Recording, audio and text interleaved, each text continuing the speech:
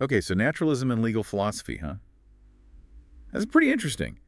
We're going to be diving deep into the Stanford Encyclopedia of Philosophy's article on naturalism and legal philosophy to see how it all works. Yeah, it's really cool how naturalism, which is all about like observing the world around us, can influence something as complex as human-made as the law is. Yeah, for sure. Yeah. The article breaks down naturalism into two main types: methodological naturalism, or M-naturalism, Hmm. and then we have substantive naturalism, which is called S-naturalism. Right. M-naturalism, that looks at empirical inquiry, so basically real-world data, Uh-huh. and it sees philosophy working like alongside science. Right. And then S-naturalism, that focuses on what actually exists, arguing that the world is made up entirely of like natural or physical things. Yeah, and both of those have some really important implications for how we think about the law. Like, for example, think about M-naturalism. Yeah. It suggests that we can use those empirical observations and scientific methods to better understand and even critique our legal concepts. Okay, so let's start with M-naturalism then. Okay. The article talks about this concept of continuity with sciences. All right. What does that even mean? Is it like philosophy trying to keep up with like the cool kids in science or something? Uh-huh. Yeah, kind of. It's more about recognizing that philosophy shouldn't exist in a vacuum. Right. It should be informed by what we're learning about the world through scientific investigation. Yeah. We can use scientific findings to kind of test philosophical theories and develop new ones. So it's less about competition and more about collaboration between philosophy and science. Exactly, yeah. And within M-naturalism, we actually have two main branches: replacement naturalism and normative naturalism. Okay. Replacement naturalism is that's the more radical one, where it argues that we should actually replace some traditional conceptual and justificatory theories in law with empirical theories from science. Whoa, hold on. Replace philosophical theories with scientific ones. That's a little extreme, don't you think? It can seem that way, but think about it like this. Instead of just relying on abstract ideas about what the law should be, replacement naturalism is saying, hey, let's look at what's actually happening in the legal system. Right. What patterns do we see? What does the data tell us? Nope. It wants to ground our understanding of law in what we can observe and measure. So less theorizing and more observing. Exactly. Getting down to like the nitty-gritty of what's actually going on. Exactly. And a perfect example of replacement naturalism in action is American legal realism. Okay. This is a school of thought that argues that legal outcomes aren't always neatly determined by legal rules and reasons alone. Wait, so are they saying that judges don't always follow the rules? That sounds a bit chaotic. Well, it's not quite that simple. Okay. American legal realists acknowledge that legal rules exist, but they suggest that other factors like social context, the judge's personal background, or even practical considerations can influence how a case is decided. Right. They're not saying judges just disregard the law, but rather that the application of law is a human process, and humans are complex. Okay. Yeah, so it's like saying that the law isn't this perfectly logical system, Right. but it's something messier, and it's something that's influenced by like human judgment. That's a great way to put it. It really challenges this traditional legal thought, which often assumes that law is clear-cut and predictable. Right. And they suggest that legal determinacy, this idea that there's one right answer to every legal question, might be more of an ideal than a reality. That has huge implications, though. Right. If the outcome of a case isn't always clear-cut, then how can anyone be sure of their rights or predict what will happen if they end up in court? That's a key question that's raised by American legal realism. Yeah. It highlights the tension between the desire for a predictable legal system and the reality that human judgment plays a role in legal decision-making. And it makes us question what factors should influence a judge's decision. It's getting really interesting. It seems like American legal realism is kind of like poking holes in our assumptions about how law works. It definitely is. And in a way, it's similar to what philosopher W.V.O. Quine did in epistemology, Oh. where he challenged the traditional idea of foundationalism, Right. arguing that there's no single, unshakable foundation for all knowledge. So they're both kind of like challenging established foundations in their respective fields. Exactly. They're saying that things might be more complex and nuanced than traditional theories suggest. Okay. Now let's shift gears a little bit to normative naturalism. Okay. Unlike replacement naturalism, which seeks to replace traditional philosophical ideas, normative naturalism wants to refine them using empirical evidence. Okay, so it's more about collaboration than replacement. Right. How does that work in practice? So think about it this way. Normative naturalism says, we still need philosophy to think about what the law should be, But let's make those ideas as practical and effective as possible by grounding them in what we know about the world.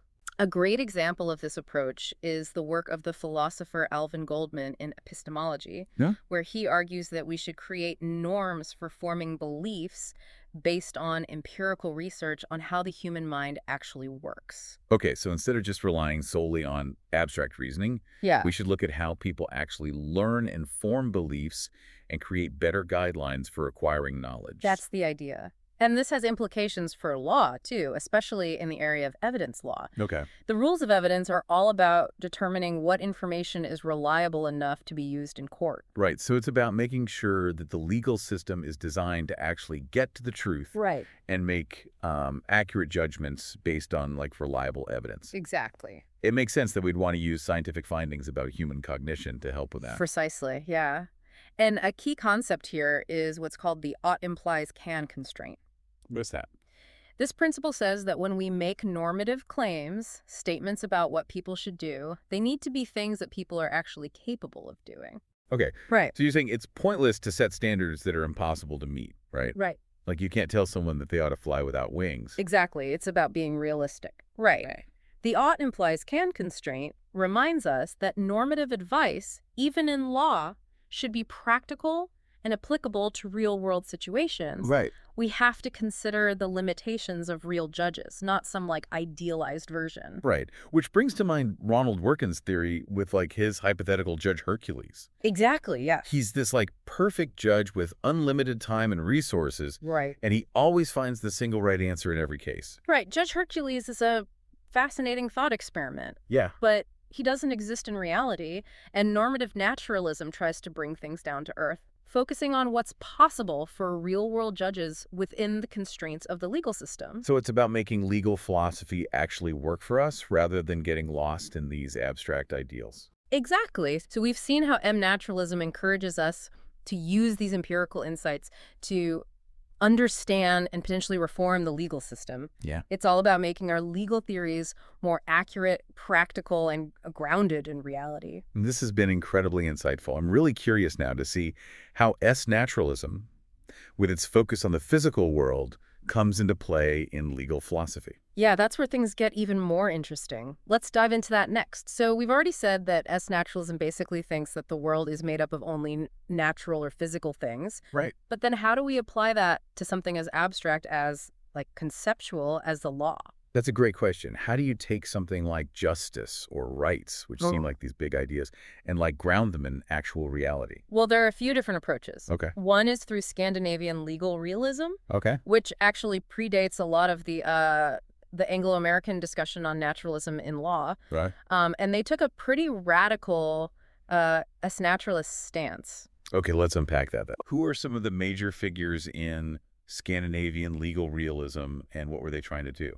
The two big names are Alf Ross and Karl Olof Krona, Okay. and they were all about reducing legal concepts to purely naturalistic terms. Okay. They were very skeptical of traditional legal language that talks about things like rights and duties as if they're some kind of mystical entities that exist out there in the world. Oh, so kind of like how American legal realists question the idea of a perfectly logical system. Yeah. Scandinavian legal realists were questioning the language that we even use to talk about law. That's a great connection. They wanted to strip away all the philosophical jargon and get down to the bare bones of what law is. Okay. Just like observing a natural phenomenon. Got it.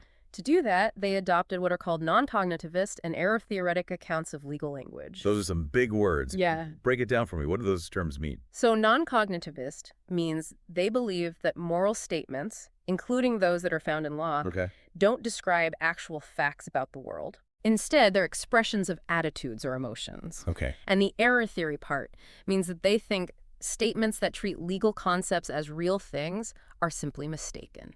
So when a judge says, like, the defendant has a duty to, Right. they're not describing some objective duty, Right. but they're expressing their own feelings about what the defendant should have done. Exactly. It's a pretty bold claim. Yeah. And it really challenges these traditional views about the nature of law and legal language. Right. However, as with any radical theory, it had its critics. Okay. HLA. Yeah. Hart, very influential legal philosopher. He critiqued Ross's view of legal validity. So Hart thought that Ross was missing something important about how law works. Yes. Hart argued that there's more to legal concepts than just predicting what judges will do. Okay. There's this internal aspect to law, Okay. a sense of obligation that people feel towards rules, Right. which Ross's analysis didn't fully capture. It's like saying that the law isn't just an external force, Right. but also a system of rules that we internalize and recognize as binding, Yes. even if we don't always agree with them. That's a great way to put it. And Huh. while Scandinavian legal realism maybe has lost some of its steam, Okay. there has been a recent resurgence of interest in their ideas, Oh, really? especially in the context of legal expressivism. Wait, so their work from way back when Yeah. is relevant to contemporary legal theory today? Yes.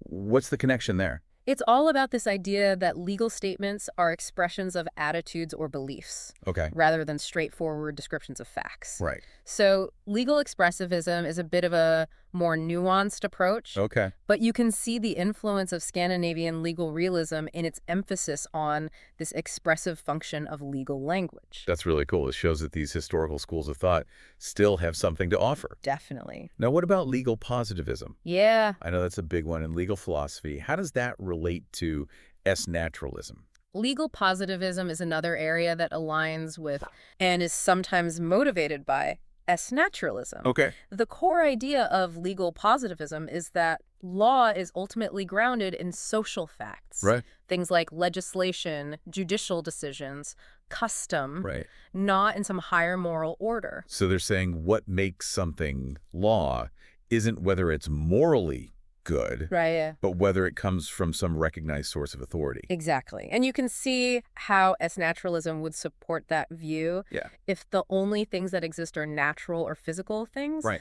then law, as a human creation, must also be based in those kinds of facts. Yeah. We're talking about facts about human behavior, social institutions, Exactly. things we can observe and study empirically. It seems like legal positivism is trying to separate the is from the ought when it comes to law. It's Yes, saying, let's figure out what the law is first, and then we can have a separate debate about whether it's good or bad. you got it. And a great example of a legal positivist who had S-naturalist leanings is HLA Hart. While he didn't explicitly call himself an S-naturalist, a lot of his thinking resonates with that perspective. So for Hart, understanding the law meant looking at the social practices and conventions that give rise to it, Right. not trying to find some kind of ultimate moral justification. Exactly. But it's important to remember that not all legal positivists are naturalists. Oh, okay. Some, like Joseph Raz, have explicitly rejected naturalism. Okay. So while there is some overlap, Yeah. it's not a one-to-one relationship.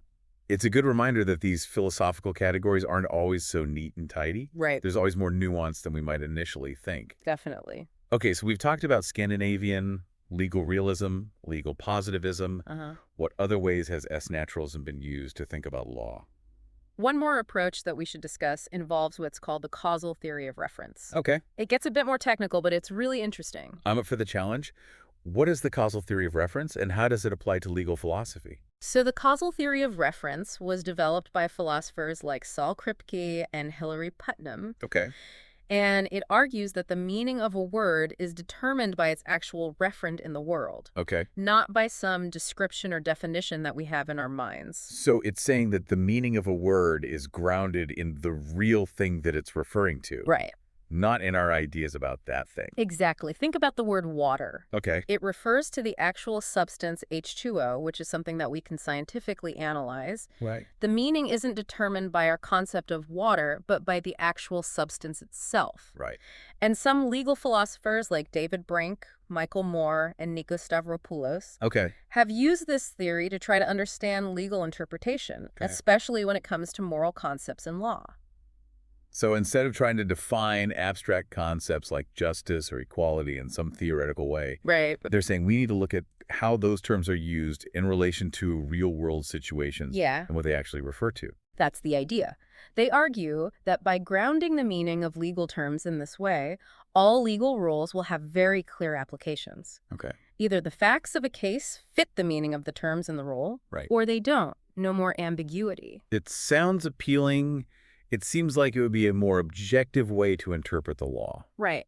But is it really that simple? That's a great question. Can we always pinpoint the real-world referent of an abstract legal concept? That's a great point, and it's where things get a little tricky. Okay. One challenge is that it's not always easy to identify the essential characteristics of these abstract legal concepts, like justice or equality. Right.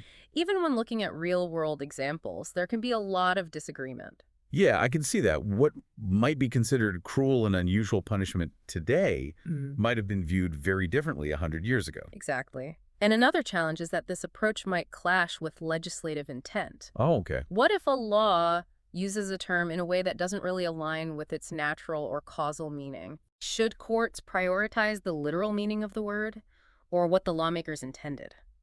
That's a tough question. It seems like there's a tension between finding a clear and objective meaning, Right. but also respecting the subjective intentions of whoever actually wrote the law. It's a tension that legal philosophers are still working through. Right. But that's what makes this whole discussion of naturalism in legal philosophy so fascinating. Yeah. It forces us to think critically about some of the most fundamental questions about the nature of law and how we should interpret it. Wow. So we've gone through all these different ways that naturalism can really shape our understanding of the law. And it's made me think about what the law even is. Is it something objective, like we discover, like a law of physics? Or is it something that we as humans just create, like a game with rules? Yeah, that's the big question, isn't it? And I think both methodological and substantive naturalism kind of push us to examine that question in new and interesting ways. Right. So M-naturalism, with its emphasis on empirical inquiry, it encourages us to see how the law operates in the real world, not just in our theories. It's like, let's get out of the armchair and into the courtroom and see what's up. Exactly. And then you have S-naturalism that challenges us to consider whether we can ground those legal concepts. Yeah. Things like rights, duties, justice in something concrete and observable in the natural world. Right. And as we've seen, there are all these different approaches, even within S-naturalism, each with its own take on how to ground those concepts. Yeah, Like Scandinavian legal realism took a very radical approach, right. while others, like those using the causal theory of reference, are trying to find a more nuanced way to connect legal concepts to real-world reference. Right. What I think is so interesting about this whole discussion is that it highlights the connection between philosophy, science, and law. Yeah. We can't understand any of these fields in isolation. They all kind of inform and challenge each other. It's like they're all having this ongoing conversation, Reaction. and they're pushing each other to refine their understanding of the world. Precisely. And I think naturalism, with its emphasis on empirical evidence and its willingness to revise our beliefs based on new information, Right. it offers a really powerful framework for that ongoing conversation. It really does feel like naturalism is pushing us towards a more grounded and empirically informed approach to law, even if there's still debate about how to do that. Yeah. This has been such a good deep dive. It's given me so much to think about. Me too. And it raises even more questions for us to kind of explore further. Like what happens next. Yeah, like if we embrace this naturalistic view, what might it mean for the future of law? Could we see a shift towards more empirical approaches to legal reasoning and decision-making? And how might our legal concepts themselves evolve as our scientific understanding of the world progresses? Those are huge questions. Yeah, those are great questions. And I think this conversation about naturalism and law is really just getting started, and I'm really excited to see where it goes from here. Me too.